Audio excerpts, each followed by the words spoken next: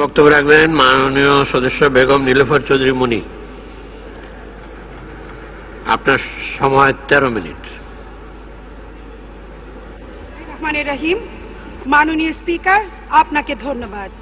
স্বাধীনতার এই আগুনঝরা মাসে শ্রদ্ধাঞ্জলি 30 লক্ষ শহীদ আর 2 লক্ষ মা বোনের সম্ভ্রমের উপর বিনম্র শ্রদ্ধাঞ্জলি জ্ঞাপন করছি। সুদর্শন, মার্জিত, কলিন্য আর অভিজাত ব্যক্তিত্ব আলোকিত মানুষ, দেহের সাথে মনের সম্পর্কের মতোই টেকনাফ থেকে তেতুলিয়া, রূপসা থেকে পাথুরিয়া পর্যন্ত যার ছিল সম্পর্ক, স্বাধীনতার ঘোষক, মুক্তিযুদ্ধের নায়ক শহীদ প্রেসিডেন্ট জিয়াউর রহমানকে আত্মার মাগফিরাত কামনা করছি। 1/11 প্রতারকদের ত্রাস, বিএনপির দুঃসময়ের সফল মহাসচিব সদ্য প্রয়াত মুক্তিযোদ্ধা খন্দকার দেলোয়ার হোসেনকে অজস্র ধন্যবাদে সিক্ত করছি। এই সরকারের লাখো অত্যাচার জুলুম সহ্য করেও যিনি গণতন্ত্র রক্ষার দৃঢ় প্রত্যয়ে সংসদকে রাখছেন সচল, সেই মহান বিরোধী দলীয় নেত্রী দেশ নেত্রী বেগম খালেদা জিয়াকে। মাননীয় স্পিকার, তোমার প্রতীক্ষায় বাংলাদেশ, আমাদের ভবিষ্যৎ কাণ্ডারী তারেক রহমান, তোমাকে সালাম। হে মোর দুর্ভাগা দেশ, যাদের করেছ অপমান, তাদের মধ্যে জীবন্ত কিংবদন্তি পুরুষ ডক্টর ইউনূস, যিনি আমাদের বিশ্বের বুকে নোবেলের দেশ হিসেবে পরিচয় এনে দিয়েছেন। খস ও মর্গেজ ছাড়া ক্ষুদ্র ঋণ দিয়ে কোটি কোটি দরিদ্র মানুষকে অর্থনীতির মুক্তির পথ দেখিয়েছেন এবং এই সময়ে সারা দেশের এক সময়ের গুলপাতার ছাউনি আজ যেখানে টিনের বা সেমি পাকা বাড়ি হয়েছে, সেই ডক্টর মোহাম্মদ ইউনূসকে। মাননীয় স্পিকার, গত 1997 সালে 2রা ফেব্রুয়ারি মাননীয় প্রধানমন্ত্রী, তখনও যিনি প্রধানমন্ত্রী ছিলেন, উনি নিউ ইয়র্কে আন্তর্জাতিক মাইক্রো ক্রেডিট সামিট অনুষ্ঠানে বিশ্বের বড় বড় রাষ্ট্রপ্রধানদের সামনে বলেছিলেন, we are prouded our concept of micro credit system, it's created by doctor Yunus our son. মাননীয় স্পিকার, 1 যুগ পরে উনি কিভাবে তা বিকৃত করলেন, জনগণ তা জানতে চায়। মাননীয় স্পিকার, ডেঞ্জার জন্য অবস্থান করছে আমাদের এই বাংলাদেশ। এখানে সরকার আজ উদ্ভ্রান্ত, মন্ত্রী এমপিরা দিগ্ভ্রান্ত, আর জনগণ হচ্ছে প্রতি পদে বিভ্রান্ত। বিপর্যস্ত, বিপন্ন, বিষণ্ণ, ক্ষুধার্ত মানুষের কাছে ক্ষুধার রাজ্য পৃথিবী গদ্যময়, পূর্ণিমা চাঁদ যেন ঝলসানো রুটি। আর আমাদের মাননীয় প্রধানমন্ত্রী বলেন আমরা নাকি 4 বেলা খাই। মাননীয় স্পিকার, স্ল্যাশ ব্যঙ্গ বিদ্রুপ ব্যাপারগুলো কলম সাহিত্যিক যখন করে মানুষ তখন উপভোগ করে, কিন্তু রাষ্ট্র যখন ব্যক্তি নিয়ে রগট করে, জনগণের কোটি কোটি জনগণের হৃদয় ভেঙে খান খান হয়ে যায়। তাদের আকুতি, রাষ্ট্র তুমি আর একটু মানবিক হও। মাননীয় স্পিকার, মূল্যবৃদ্ধির রেকর্ড আজ গ্রিনেজ বুকে ঠাঁই পাবার দরজায় টোকা দিচ্ছে। সরকারি প্রতিষ্ঠান টিসিবির মতেই মোটা চালের দাম গত 2 বছরে 70 থেকে 80% বৃদ্ধি পেয়েছে। চিকন চালের দাম 60 থেকে 70 টাকা, যা জোট সরকারের আমলে 3 গুণ।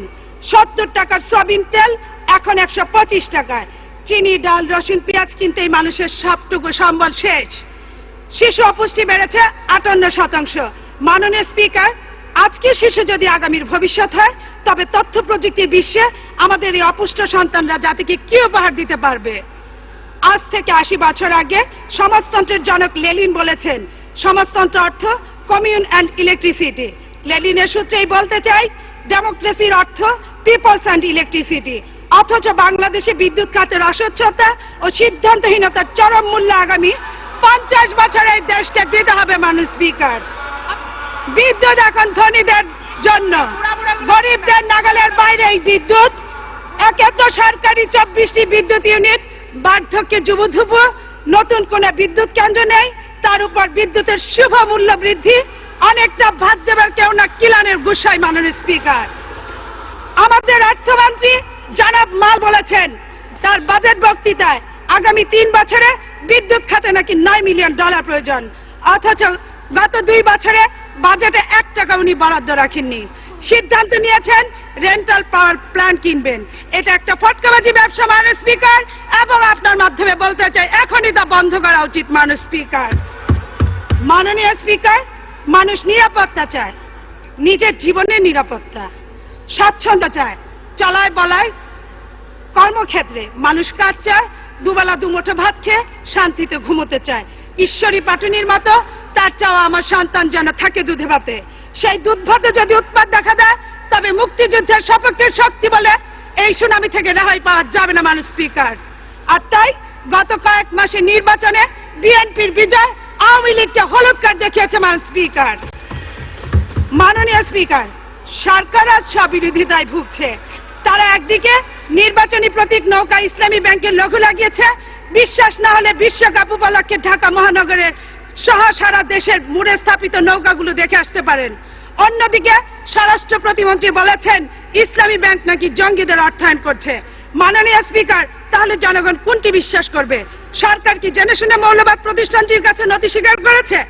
ভাষার মাসে বিশ্বকাপ উপলক্ষে ভারত থেকে ভাড়া করা হিন্দি ভাষা স্বাস্থ্য সংস্কৃতির নর্তন কুর্দন ও অশালীন লম্ফঝম্প দেশবাসীকে যে অপসংস্কৃতি দেখিয়ে গেছে, আমাদের স্বরাষ্ট্র প্রতিমন্ত্রী মাটিতে বসে মঞ্চিত্রের যে বরেণ্য রক্ষা করেছেন মঞ্চিত্র অঞ্জন রায়ের উপস্থাপনায় ইটিভি টক শো দেশের বরেণ্য বুদ্ধিজীবী ডক্টর আসিফ নজরুল তার সমালোচনা করায় এই মহান জাতীয় সংসদে প্রেজেন্ট পাওয়ারফুল একজন এমপি তার তীব্র ভাষায় নিন্দা জানিয়েছেন।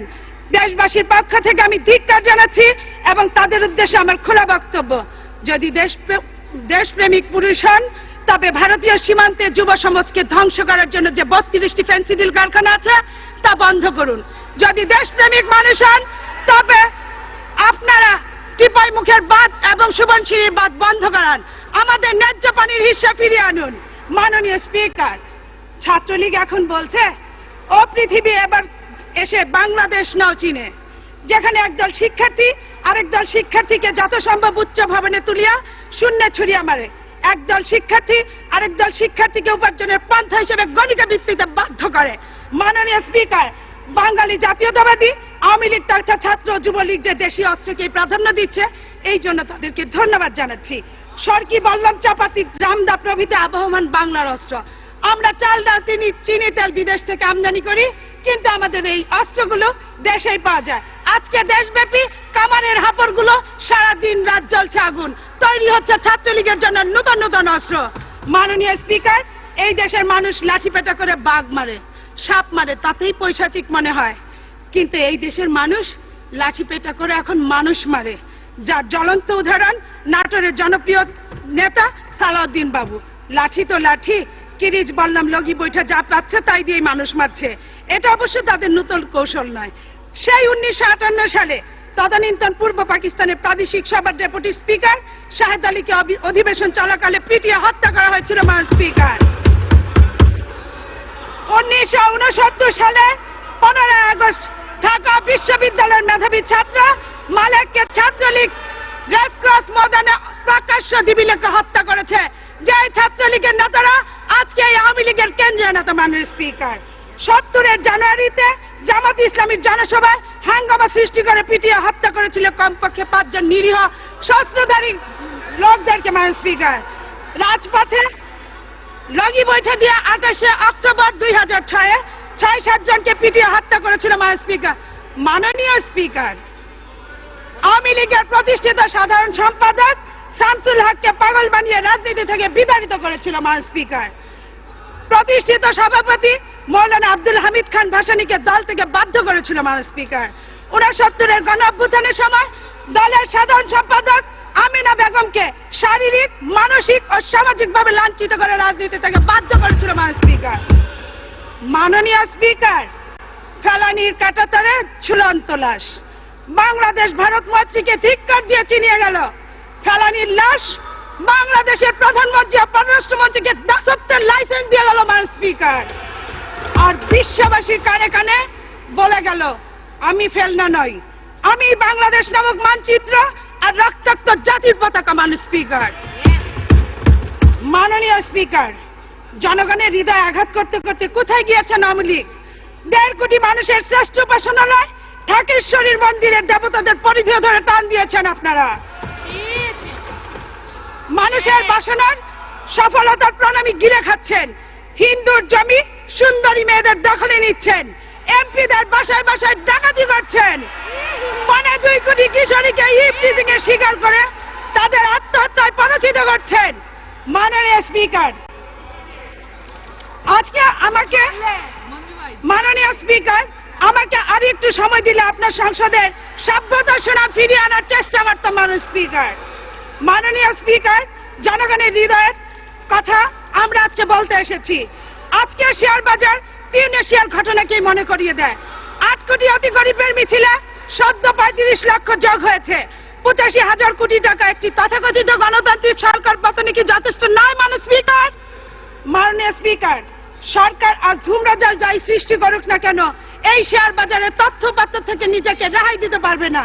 মাননীয় স্পিকার, গত 12/5/2010 থেকে 20/1/2011 বিয়ে অ্যাকাউন্ট টাকার পরিমাণ হিসাব করলেই বেরিয়ে আসবে আসল থলের বিড়াল। মাননীয় স্পিকার, সরকার বাকশাল সময়ের মতো বিচার বিভাগকে তার আজ্ঞাবহে পরিণত করতে সংবিধানের 116 অনুচ্ছেদ বিলুপ্ত করেছে। আজ দেশে ভয়াবহ সংবিধান সংকটে চলছে। পুনর্মর্দন আদালতে এই রায়ও কার্যকর হয়নি। মহান রাব্বুল আলামিন আল্লাহর উপর আস্থা রেখে এই অমূল্য শব্দটি সংবিধান থেকে বাদ দিয়ে সরকার 15 মিনিট মুসলমানদের মূল্যবোধের চরমভাবে আঘাত করেছে, যার খেসারত অবশ্যই তাদেরকে দিতে হবে ইনশাআল্লাহ।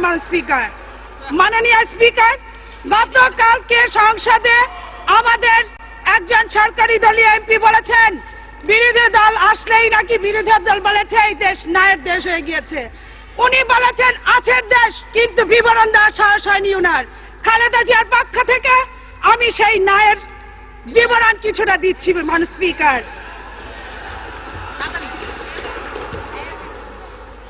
গ্যাস বিদ্যুৎ পানি নাই, 10 টাকায় চাল নাই, বিনামূল্যে সার নাই, ঘরে ঘরে চাকরি নাই, বেকার সমস্যার সমাধান নাই, বিনা বেতনে শিক্ষা নাই, মধ্যপ্রাচ্যের ভিসা নাই, শেয়ার বাজারের টাকা নাই, প্রবাসীদের পাশে কেউ নাই, মা বোনের ইজ্জত নাই। মাননীয় স্পিকার, মহাজোটে শান্তি নাই, দেশের বর্ষিয়ান নেতাদের মূল্যায়ন নাই, আইনে শাসন নাই, ক্লাস ফায়ার বন্ধ নাই, শিশুর শরীরে বৃষ্টি নাই, সংবাদপত্রে স্বাধীনতা নাই, টিভি চ্যানেল 1 নাই, সরকারের কথার মূল্য নাই, ইপিজিং এর কমতি নাই, মানুষের জীবনের দাম নাই, শিক্ষাঙ্গনে শান্তি নাই, ছাত্রলীগের অভিভাবক নাই, যুবলীগের টেন্ডারবাজির জুড়ি নাই, মঈন ফখরুদ্দিনের বিচার নাই, পাহাড়ি বাঙালি নিরাপত্তা নাই, সীমান্তে পাহাড়ি নাই, কিশোরী ফেলনার হত্যার বিচার নাই, শহীদ জিয়ার নামে বিমানবন্দর নাই, শেখ সাহেবের গুরু ভাসানীর নামে স্টেডিয়াম নাই, বেগম জিয়ার নামে মিথ্যা মামলা বন্ধ নাই, শহীদ জিয়ার স্মৃতি বিজড়িত বাড়ি নাই, টিপাই মুখের বাদ নাই, দুদক আছে ক্ষমতা নাই, টিসিবির কার্যক্রম নাই, আওয়ামী লীগের কর্মীর নামে মামলা নাই, রাস্তাঘাটের উন্নয়ন নাই, অসহায় মুক্তিযোদ্ধাদের পুনর্বাসন নাই, মন্ত্রী মহাশয়দের গলাবাজি বন্ধ নাই, ডিজিটাল বাংলাদেশের চিহ্নও নাই। মাননীয় স্পিকার, আমাকে সময় দিলে আমি ভালো বলতে পারতাম। মাননীয় স্পিকার, আমারও সময় নাই, কবে জানি দেখবো শেখ